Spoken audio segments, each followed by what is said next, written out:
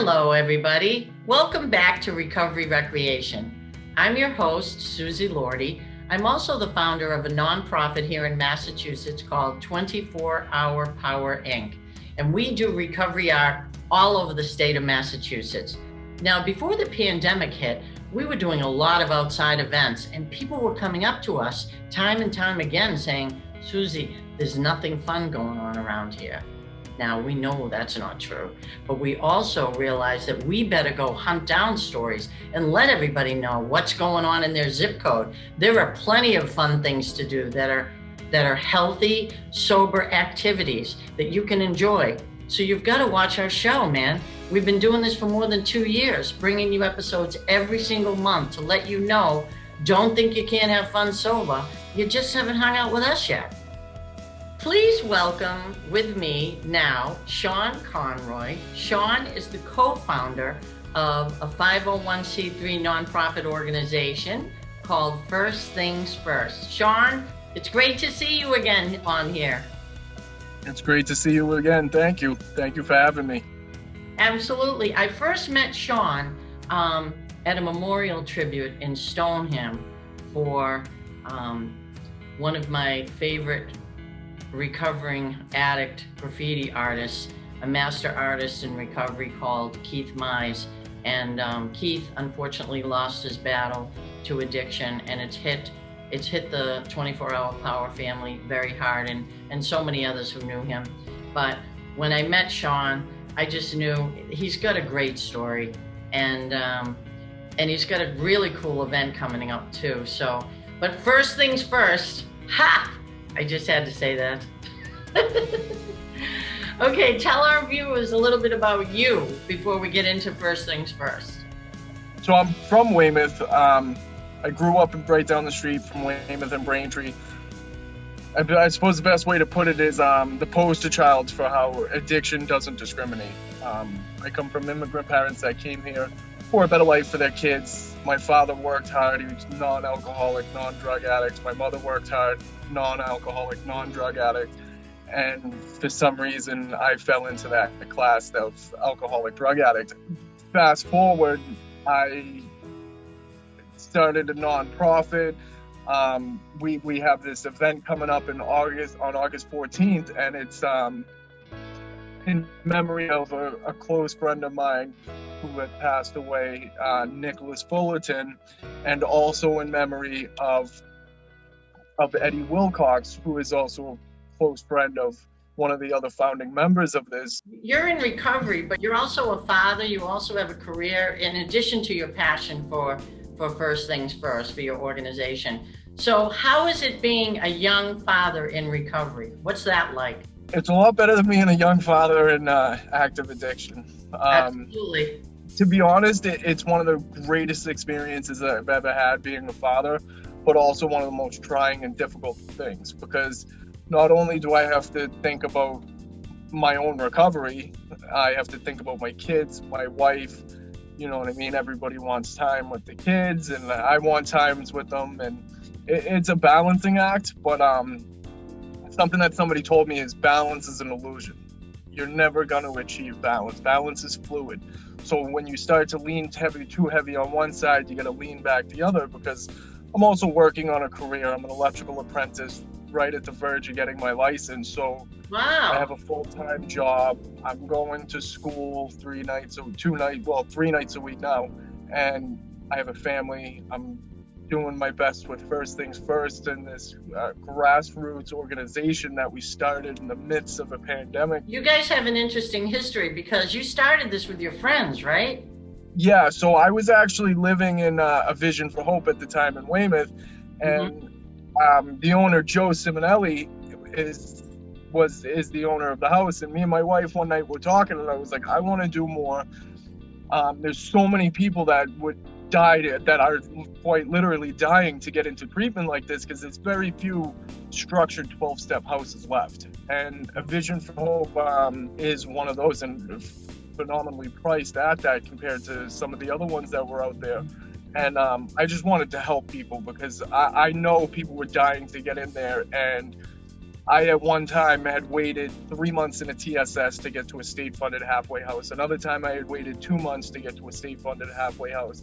So a TSS is a transitional support system. So generally what people will do is they'll go into a detox, they'll get medically cleared, medically detoxed from their drug or drink of choice, and then go on to a CSS, which is a clinical stabilization system, which is generally 7 to 14 days. And then beyond that, when there's no medical need and it's just basically referred to as a holding, is a TSS, transitional support system, which then you wait for whatever aftercare program you have set up, which customarily a few years ago was a state-funded halfway house. That was the general what people did. Now it's leaning more towards the PHPs and the IOPs and things of that nature, which they all have their places in recovery and they all have their places in this process. But for me personally, what worked for me was the 12 steps. What exactly? I know there's some kind of scholarship program. Now, what is it that's First Things First offers? First and foremost, what our goal was to be able to make 12 steps sober living attainable to everybody. So generally, there's a first month's rent fee and a move-in fee to move into a 12-step house or any sober house. And our goal was to be able to alleviate some of that financial burden from people and from their families, because that's generally who it falls back on. There was so many people that I was in detox with that I seen that just didn't have those means, didn't have that gift, that blessing. So me and my wife started talking, and we came up with the idea of a scholarship fund. And we brought the idea to Joe, and because at the same time I was still a resident at his house, and I wasn't really making any decisions for myself at that time. Although I was managing in one of his houses at the time, I still wasn't making any big life decisions without consulting other people in recovery. And he said, yeah, I think it's a great idea. Go for it. If you need any help, let me know, and let's do this. So we all came together. We created a board. It was in August of last year. Not knowing how to do anything, it was a lot of Google searches and whatnot. We started jumping into it. We created the incorporated company with the state of Massachusetts, and I got this all figured out.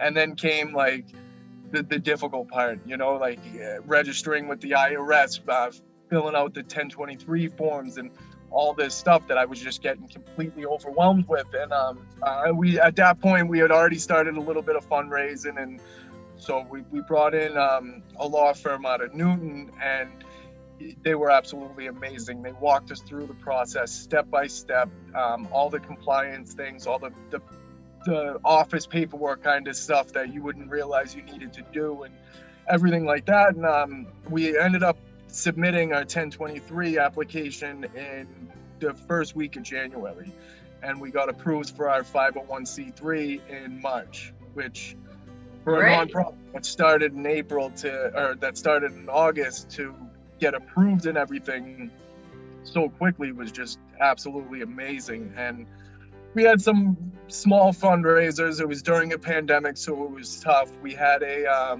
virtual polar plunge, which helped a lot, and a barbecue once things opened up, t-shirt sales, things like that, very, very small stuff, word of mouth things that we were doing. And to date, which is actually pretty amazing to me, is we've been able to pay out over $10,000 in scholarships. Wow. Now, how does somebody apply for a scholarship? We prefer all applications to come in through our website, which is ftfirst.org. And there's a page on that website which brings you right to the application. You fill out the application. It's a bunch of questions. One of the requirements we have is that the person be in a facility coming from a CSS, TSS, or a detox. Okay. Is one of the requirements, as well as a few others, whereas funding is obviously very limited. We're very new at what we do. Sure. So there are only certain places that you support with these funds. Who are they, and why did you pick those houses in particular? We have a pretty strict criteria for houses to be added to the list. First and foremost, they have to be a 12-step house, and it has to be a structured house. Okay. So, obviously, coming from being an alumni of A Vision for Hope, I knew what their program was like. I knew how they run their program. So A Vision for Hope was on the list. Next on the list was Revelations Recovery, and they were the first house we added to the list. That we know Derek. He's an amazing human being. I think you know Derek as well. He's an amazing human being. He's about the deal. He practices this work in his day-to-day life, so I knew he was a good choice, but I had never been in any of his houses. So we contacted him, we reached out to him, and we toured his facility in Kingston, and we walk through the place, we meet them, we see what their day-to-day schedule looks like, the restriction period, if there is any, and just how they run the house. And we bring it to a vote at the board, and the board either approves or denies the property. So far, we've approved every house we go to, because before we those are two men's houses, but you also help women, correct? Correct, yes. Two women's houses, Hope Beyond Hope, and we also work with Cherry's houses, as well as Without Limits. It's nice to see that the funds are getting placed in 12-step, very structured settings. We wanted to help get people into those houses and also support those houses, because unfortunately right now it's not as easy as it used to be. There's a lot of sober houses out there. Give us a little laundry list of what we can help with. Yeah, we're always looking for donations, PayPal donations, PayPal Giving Fund. We also have a Cash App, a Venmo. We try to make it as easy as possible for people to make donations, as well as be able to keep track of it, because it's obviously a tax-deductible donation, so we can give our receipts out and make sure everybody gets the proper documentation for their tax returns. Do you guys need help with any of your activities, or the houses themselves, or how does that work? Yeah, we're always looking for volunteers, especially with the events we have coming up. So August 14th, as you know and you have mentioned, we have an event in Malden at Lincoln Common Park, which is a big cornhole tournament. We're going to have a DJ. We're going to have a lot of speakers there. And we have Boston Bag Co., which is a cornhole tournament company that come out and they set up all the boards. They run the tournament, and they do all the standings and the scorecards and everything. So it's going to be a really great event. So it's Saturday, August 14th in Lincoln Commons in Malden. It's $100 per team, so $50 per player to enter into the tournament. There's a $500 first place prize. Nice. You can sign up the day of, or you can also go onto our website and RSVP to the event, and that'll bring you right to the Google Sheets document to sign up, which will add you right to the list and get you on the roster. This is a very big deal. I foresee you getting a great turnout for this. People are dying to get outside and do something fun, and there's nothing better than cornhole tournaments. That's going to be a blast. Yeah, it's going to be a great time, and it's more than just a cornhole tournament as well, because we've been promoting it as a cornhole tournament to get teams signed up, but we're also. The park's amazing. There's a splash pad there. My kids are gonna be there. We got a food truck coming. We got DJ playing. It sounds like we get this whole thing covered here. So if people want more information about First Things First, the scholarship, everything else, we should direct them right to your website. Is that our best bet? Yeah, they can go right to our website, and that'll get them. If they want to check out the Facebook page, there's a link. But I encourage everybody to still fill out those applications, because I will still personally reach out to every house that we work with and see if they will do a scholarship. Because I know Joe with the Vision for Hope has done it numerous times where we didn't have the money for it, but he personally scholarshiped them. Derek over at Revelations Recovery has also done it. Pretty much all the houses we work with, if they have the ability to do it, they help out. And it's really amazing to see that team effort to, even though we may not have the funding at the time, still be able to pool our resources together and help some people out. It takes a village, addiction affects the whole community, but it also takes so many moving parts to make this all come together. Shawn, it's been so great reconnecting with you on here. I just have to say, and I just know that your tournament is going to be great, and you're just really good people. And thanks so much for coming on our show. Thank you for having me. I appreciate it. Hope to see you there on August 14th. There we go. And everybody stick around because we'll be right back. Till then, peace out. Welcome back to Recovery Recreation. I'm still your host, Susie Lordy. Don't think you can't have fun sober? You just haven't hung out with us yet. And now I'd like to introduce you to Shawn Feeley. We got two Shawns on the show today, but they spell their name differently. All right. So this one is Shawn Feeley with an AWN, and he's the outreach coordinator for the Gavin Foundation. Shawn, it's really great to meet you. Pleasure. Thank you for having me. Now, before we get to the Gavin Foundation, let's give our viewers a little on your journey. So I grew up in Medford, on the other side of the bridge. My parents divorced, and typically in Massachusetts, you get to live with your mother, but that wasn't the case in mine. So I actually got, my father got custody, and he did everything he could for my brother and I. And, we never needed anything. We never wanted anything. We always just had it. Unfortunately, I had a typical prom night car accident, sober, introduced to painkillers. And it was pretty downhill from there. I had never touched a drink or a drug in my life. I was very athletic. I played a lot of sports growing up, and for whatever reason, that's what happened. And it brought me to the world of recovery eventually.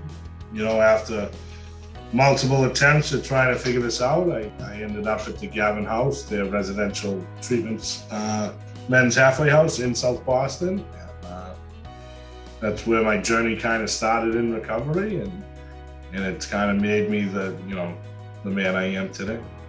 Isn't that awesome? So you went from using Gavin House's services, right, to becoming the outreach coordinator. There's a journey for you. That is, yes. Gavin's well known in like the recovery circles, okay? But this TV show has viewers that may not know exactly what Gavin Foundation is all about, or some of the awesome programs that they offer. Would you please give us just a snapshot of even a couple of those programs so that people can get a feel for what Gavin Foundation is? Yeah. So the Gavin Foundation was founded in 1956. It was the old South Boston police station. Is the actual Gavin House men's halfway house is there now. It's pretty ironic that men putting their lives back together are happening in a police station, and it's the basement at the Gavin House now still actually has the cells, and that's where they like food and stuff because they didn't want to get rid of it. And the gentleman who started, his name was James Gavin, and he was helping men who were returning from incarceration back then and dealing with alcoholism. And it's flourished into the Gavin Foundation now has 3 men's residential halfway houses, adolescent program, a detox, a CSS. They have a clinical building. They have the recovery center where I'm based out of. And now it is spread, kind of statewide. We have offices in New Bedford, Springfield, Worcester. We do a lot with the drug courts, the drug court, Dorchester drug court, South Boston drug court, and it's really expanded pretty far and far between. I'm telling you, we could do a whole show just on this. But we're going to stick to 2 areas. One of them is Devine Recovery Center, because that's where you're at. And yes. And I know that you guys have some amazing programs that you offer there. So some of the programs we have at the Devine Recovery Center is, first, we are a peer-driven recovery center. So it's the members of the recovery center actually get to kind of dictate, a daily basis, whether it's meetings, outreach in the community, events that we have. We have some big events. We try to do one every month. What do you got coming up in August? So I think in August, we're going to do a Cornhole and horseshoes tournament. The last 2 outreach coordinators have been females. So they were real big on like having meetings and doing like bringing people together.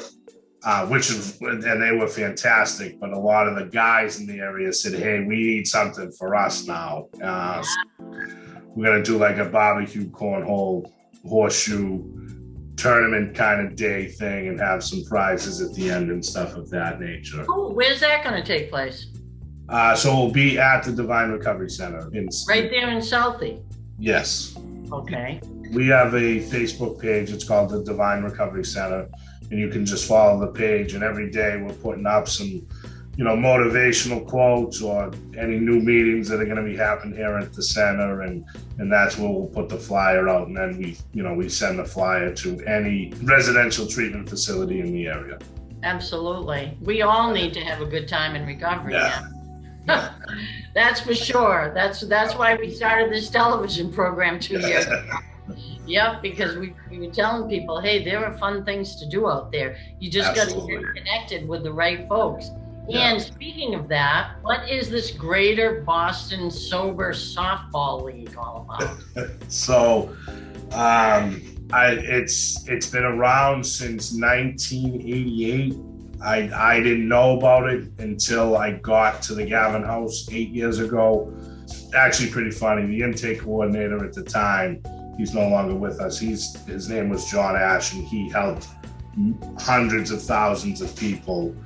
And I went for my interview to be accepted into the Gavin house, and he had asked me, he goes, hey, so we got a softball team, and I was like, oh, I'm definitely in. And I went down. We play at M Street Park in South Boston, and everybody's sober. Wow. It's not just like a league where you just can't drink. It's like everybody's in recovery. How many teams out there?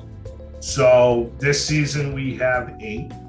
Okay. Typically, we usually have 14 to 16.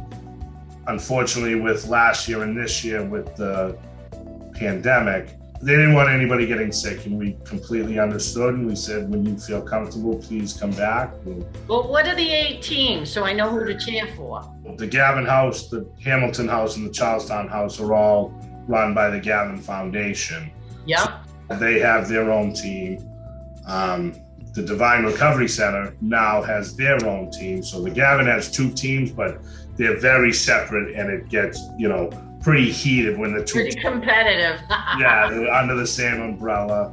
There's a team out of East Boston. They're just the East Boston Patriots. Then we have a team out of Malden. So Malden actually it's called Club 24, and it's a recovery-based building that is open 24 hours a day. Nice. Games going on. They're called Mixed Nuts. And then, New England Regional Carpenters Center, which is in Dorchester. Oh, yeah. Yeah, so one of their employees is a long-term member of recovery, so he's got a bunch of sober guys on his team. That's awesome. Yeah, so it's fun. This is great. Now, when do you play? I know where you play, but when are you playing? So that league partakes on Sundays, and the games are anywhere between 9:30 a.m. and 9:30, 11, and 12:30. Sometimes there's a 2 o'clock game. It just depends on how the schedule goes. So now, if people want to get involved with these teams, now you already have, say, Devine Recovery Center. You guys already have a team. Is there any room for rotation if some of the guys want to? There definitely is. There are a couple teams in the league that they're pretty set, that it's, they've been together for a couple years, multiple years. Mm-hmm. There are a few teams that are always willing to take new guys, and it's, obviously playing softball and winning is fun, but the point of this league is to show these guys that are early in recovery, like you said before, that you can have fun in sobriety. Absolutely. So now, is this an all men's league? So it is. It used to be co-ed, but it is all men's now. It feels safer if it's just men's. Some of these guys take this pretty serious. And great. So now, if someone needed a calendar, so they wanted to come check out these games, is there a website for this softball? Well, so again, this is, I fell into this role of running this league. It is on Facebook. That's kind of how we communicate. Okay. You can put in Greater Boston Sober Softball League, and it will come up. You won't be able to see anything. You have to. It's like you have to be accepted onto the page. But we never turn anybody away. I'll get the notification, and I'll be able to accept anybody. Depending on how that team works, it might be, $20, $30 for the season. But if anybody ever was like, hey, I want to play, but I don't have any money, we would absolutely never turn anybody away. Okay, what if somebody doesn't have gloves and stuff like that? So we have a bin that is locked on there that holds the bases, and we have some extra stuff down there. If you're looking for some in-person interaction to kind of find out what we're doing, definitely come by the Devine Recovery Center. We have a couple, programs in this building as it is. And, there's a few people, myself included, that have been working for them for, 5, 6, 7 years that can really put you in the direction you're going to go or need to go. What are the hours at Devine? So Monday through Friday, we are 9 a.m. to 9 p.m. Saturday is 12 p.m. to 8 p.m. And Sundays, we have a meeting here at 10 a.m. on Sunday morning. Mm-hmm. We are open from 7 to 3, and then the building reopens at 6 o'clock because we have a Sunday night meeting here as well. Oh, nice. Yeah. Okay, well, sounds like a lot of opportunities 7 days a week. Oh, yeah. What's going on in South Boston in recovery. Yeah. And that's huge. Shawn, it's been so nice getting to meet you on here today. Thank you. I really appreciate you joining us. Absolutely. I appreciate having me. This is pretty awesome. And that, my friends, is a wrap. So on behalf of our staff and crew here at Recovery Recreation, we hope you have an awesome August. Stay safe, stay healthy, stay happy, and don't forget, you can have fun sober. You just gotta hang out with us more. So until next time, peace out.